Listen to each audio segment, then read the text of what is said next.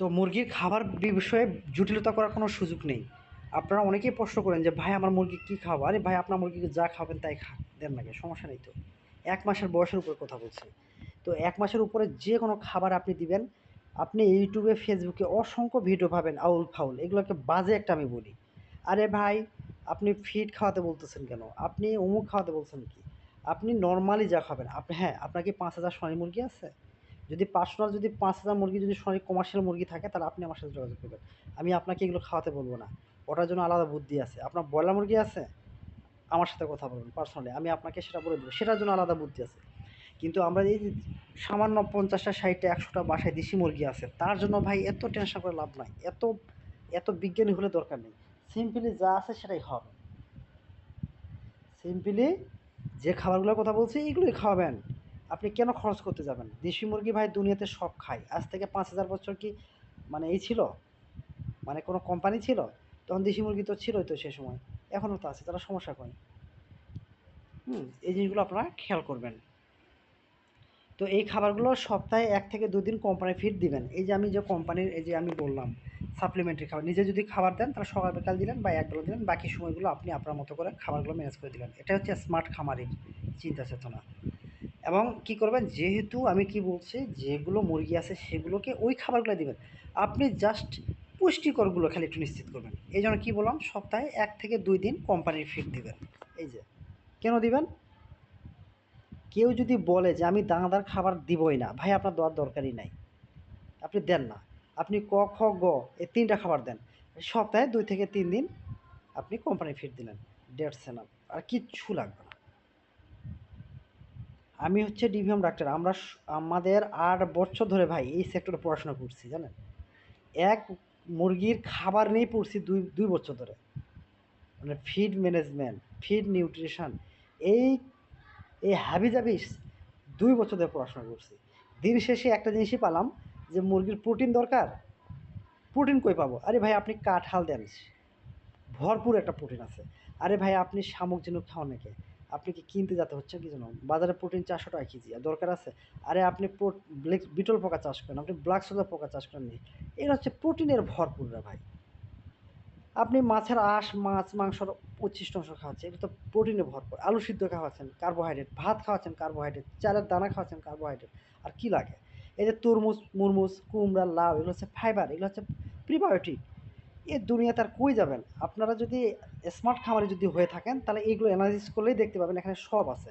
Protein আছে, fat আছে, carbohydrate. হ্যাঁ, এটা ঠিক যে এগুলো থেকে এফসিআরটা ভালো হবে না। কারণ হলো এগুলোর সুষম খাবার সুষম খাবার আপনি এগুলো না। কারণ সুষম খাবার হলে আপনাকে নির্দিষ্ট পরিমাণ অংশ দিতে হবে। যেমন ফিড কোম্পানিরা যেটা খাবারটা বানায় সেখানে কিন্তু ৫৫% কিন্তু ভুট্টাই থাকে, সয়াবিন মিল থাকে, শুটকির গুঁড়া থাকে।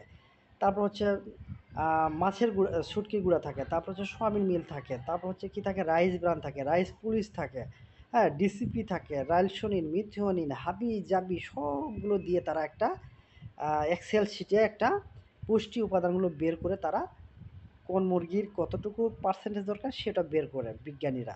তো ভাই আপনি আমার অত ভাই জ্ঞান নিয়ে আমাদের দরকার নেই। আমার দরকার হলো মুরগিতে আমার প্রোটিন দরকার। সেটা অল্প হোক আর বেশি হোক হলেই। হ্যাঁ, বাসায় তো ৫০, ৬০, ১০০টা মুরগি আছে। তো এত টেনশন করে লাভ নাই। আপনারা যা এই যে বললাম সাপ্লিমেন্টারি খাবার দিয়েই কিন্তু আপনারা শয়ে, শয়ে মুরগি পালন করতে পারবেন। কমার্শিয়াল মুরগি বাদ দিয়ে। এতক্ষণ আমরা জানলাম ১ মাসের উপরের যেকোনো মুরগিকে আপনি যেকোনো ধরনের খাবার দিতে পারবেন। আপনারা আমার ভিডিওগুলো ম্যাক্সিমাম খাবারগুলো দেখবেন। আমি বলি যে, "ভাই আপনার মুরগি কী মুরগি?" "ভাই ফার্মা মুরগি।" "কতগুলো আছে?" "৭০ টা আছে।" "আরে খাওয়ান তো আপনার মতো করে খাওয়ান। মাঝে, মাঝে শুধু লেয়ার, লেয়ার খাবারটা দিবেন, ডিমটা যেন ঠিক থাকে।" আমার খুবই অবাক অবাক লাগে ম্যাক্সিমাম আমি তো প্রতিদিন প্রায় ৫০-৬০ জনের সাথে কথা বলি, হ্যাঁ? সবাই ফোন দেয়। তো একটা উদাহরণ দেই। আমি একটু ভিডিও এটা বন্ধ করে রাখি। না চলুক এটা। একটা উদাহরণ মানে একটা গল্প শোনাই। মানে বাস্তব আরকি। একজন প্রেসক্রিপশন করে দিছে আমাদের মতো একজন ডিভিএম ডাক্তার, হ্যাঁ? তাকে অসম্মান করব না। তো উনি প্রেসক্রিপশন করে দিছে। করে দেওয়ার পরে উনি ওই আপা আবার বাজারে গেছে। বাজারে গিয়ে উনি প্রায় বলছে, "ভাই সবগুলো ওষুধ কিনতে কত টাকা লাগবে?" তো বলছে, "প্রায় ২৪০০ টাকার মতো লাগবে।" তো ওই ভাই আবার আমাকে ওষুধটা কিনার আগেই উনি কিন্তু খুব ভালো মানে ভালো লাগলো যে উনি আমাকেই আগে ফোন দিছে। তো আমি বললাম যে ভাই কত টাকা, আমাকে বললাম যে আপনি হোয়াটসঅ্যাপে প্রেসক্রিপশনে পাঠাই দেন। তো পাঠাই দিল, তো মোটামুটি দেখলাম ৬-৭টা ওষুধ এবং অনেক দামি ওষুধ এবং ভালো ওষুধ।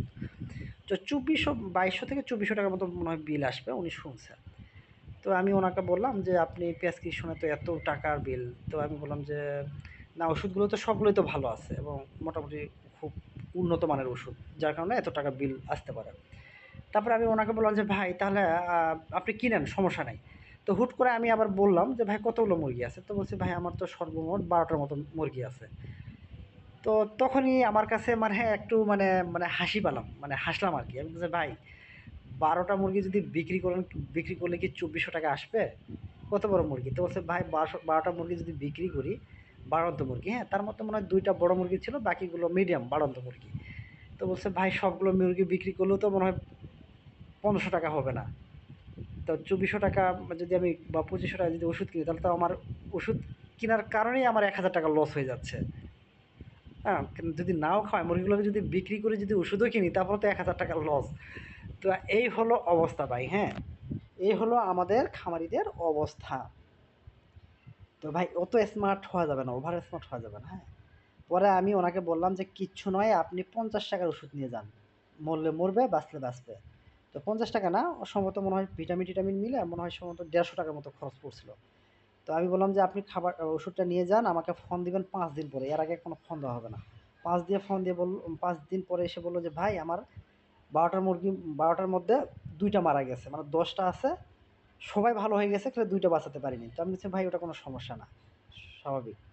তো দেখেন এই ৳১৫০ ওষুধ খাওয়ায় সে কিন্তু ১২টার মধ্যে ১০ টা ভালো আছে, ২ টা মারা গেছে, মারা যেতেই পারে। আর ৳২৪০০ কোথায় আর কোথায় আপনার ৳১৫০? তো এই হলো আমাদের খামার এবং ডাক্তারদের অবস্থা। তো আপনাদের অবস্থা যেন সেরকম যেন না হয়। এই যে খাবারটা ম্যানেজ করতে গিয়ে যেন খাজনাতে যেন বাজনা না হয়। আমি আপনাদেরকে ২০ কেজি খাবারটা তৈরি করতে বলছি। ওখানকার যদি খাবার তৈরি করেন, তাহলে আপনার খাবার খরচ আসবে ৳৩৫ কেজি। মানে ৳৩০ থেকে ৳৩৫ কেজি আপনারা পেয়ে যাবেন, যেখানে বাজারে ৳৬০ কেজি, মানে অনেক টাকা সেভ করতে পারবেন। এখন এই ৳৩০ থেকে ৳৩৫ খরচ করতে গিয়ে যদি আপনারা যদি মশা মারতে কামান দাগার মতন যদি হয়, হ্যাঁ? ৫০ কিলোমিটার যায়া ভুট্টা কিনতেছেন, ২০ কিলোমিটার যায়া গম কিনতেছেন, তাহলে ভাই দরকার নেই এই যে এগুলো খাওয়াবেন।